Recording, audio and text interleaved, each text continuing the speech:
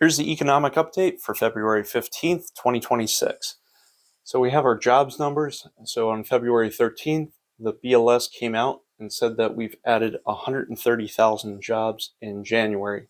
That's great news. That's much higher than what we've seen over the last couple of months. If you look at unemployment, we're at 4.3%. It's down month over month. However, if you look over the past couple of years, we've been climbing steadily, from 3.5% now to 4.3%. One thing I found troubling is if you look over the past year, the total jobs added in 2025, they were originally reported as 584,000 jobs. This is about 49,000 jobs on average per month created.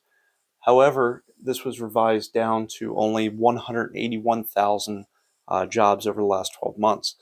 So you're looking at, something like 15,000 jobs. That's significantly lower than what we have originally thought. We're now at 7.4 million people that are unemployed. This is up year over year.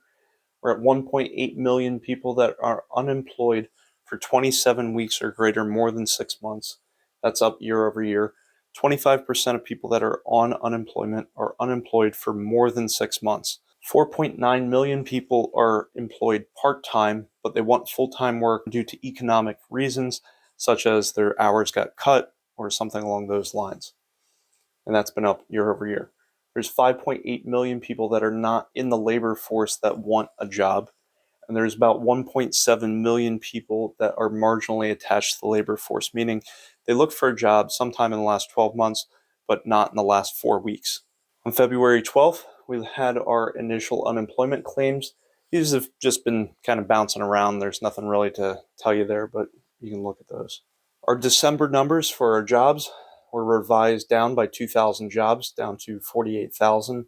Our November job numbers were revised down an additional 15,000 jobs. Now it's at 41,000 jobs were added. If you want to look at an independent source, you can look at ADP instead of government numbers. They were suggesting that we had 22,000 jobs created in January.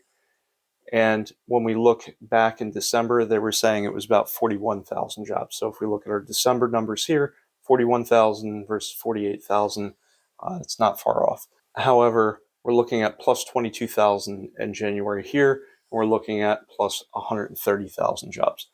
Being that we keep revising down numbers, from 584,000 down to 181,000, or we look from March to March, we revise that down over 800,000 jobs, and we continue to revise down these job numbers. I think this is probably going to get revised down further if I had to guess. On February 5th, we had the JOLTS report come out. We're at 6.5 million jobs, and that's down 966,000 jobs year over year. We're also seeing 1.1 unemployed people for every open job. So even if every job got filled, there's not enough jobs for the people that are looking for jobs. On February 5th, we also had the Challenger Gray Christmas report. Effectively, this was the worst January for layoffs since 2009. January 2026, we cut 108,435 jobs. And if you want to look, Amazon cut an additional 16,000 jobs added to the 14,000 they cut at the end of last year. Citibank is looking to cut 20,000 jobs over the next 2 years, about 1,000 before March. UPS is cutting an additional 30,000 jobs. They cut 48,000 jobs at the end of last year. And then Dow is cutting 4.5 thousand. I mean, there's a lot of companies. I think there's 65 companies in the US that are cutting jobs this year. We had the lowest January on record for hiring. There are only 5,306 companies that are looking to hire or have any hiring plans. Coming to inflation, February 13th, our consumer price index came out at 2.4%. This is down. And our consumer price index core, this is excluding food and energy, that's down to 2.5%. Our producer's price index is up 3%, and our producer price index core is up 3.5%. The troubling bit here is the producers start paying higher prices, and eventually they're going to pass that on to the consumer, and then the consumer price index tends to go up if the PPI goes up. We also have our personal consumption expenditures at 2.8%. This is just kind of bouncing around. It's not really moving in any real direction. And personal consumption expenditure score, same thing, 2.8%, just kind of bouncing around. The Fed has a dual mandate. It's looking to have a target of about 2% here so that inflation remains fairly low and prices stay fairly stable. They don't want to see high inflation, and they also want to avoid deflation because then people stop spending money and then you have massive job losses, even more than what we've seen. The other thing that what they want to do is for the dual mandate is make sure that you have maximum employment. If you see unemployment growing, you're kind of losing the fight on that. So that's why the Fed's been dropping interest rates over the last couple of months.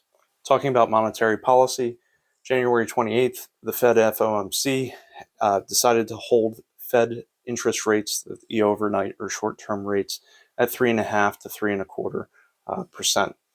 They stated that there's elevated inflation, unemployment has been stabilizing to some degree.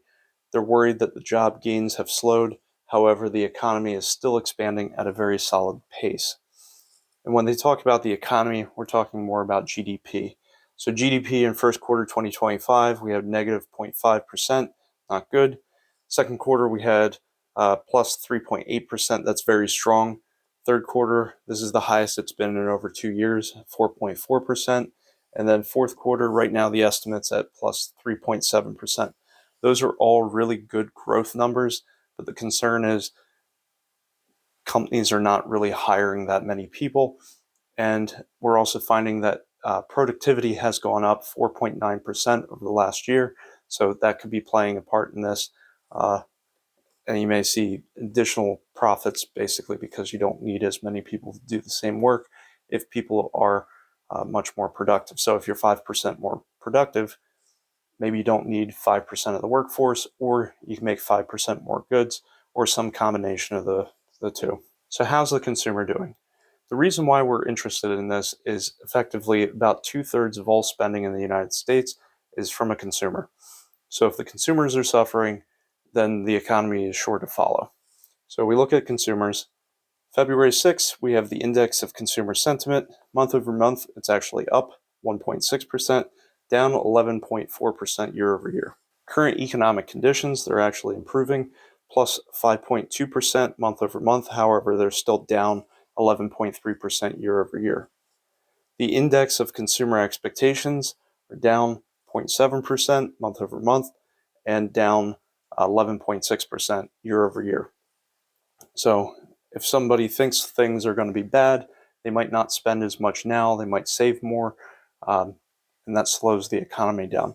So if we're talking about spending, well, let's look at the retail and food sales. So if people think times are going to be bad and they're going to spend less money, let's see if that's true. So February 10th, we have retail and food sales. We were at $735 billion in December. This is flat. It's actually a little down, depending on the error. November was also $735.1 billion. So they're saying that we really had a lackluster holiday sale. People weren't buying as much as what everybody was forecasting, let's say, even though when you would talk to people, they're like, I'm cutting back. So I don't know why that was much of a surprise. February 9th, when we look at household debt for fourth quarter of 2025, it grew by $191 billion in 3 months. Credit card balances grew by $44 billion. So we're adding about $15 billion of credit card debt each and every month at this point. February 9th, there was another survey by Achieve. They looked at the number of people that took action. So what they're finding is about 50% of people were cutting back on basic needs. About 34% increased their credit card debt, which is matching up here. 26% pulled from their savings account or emergency fund.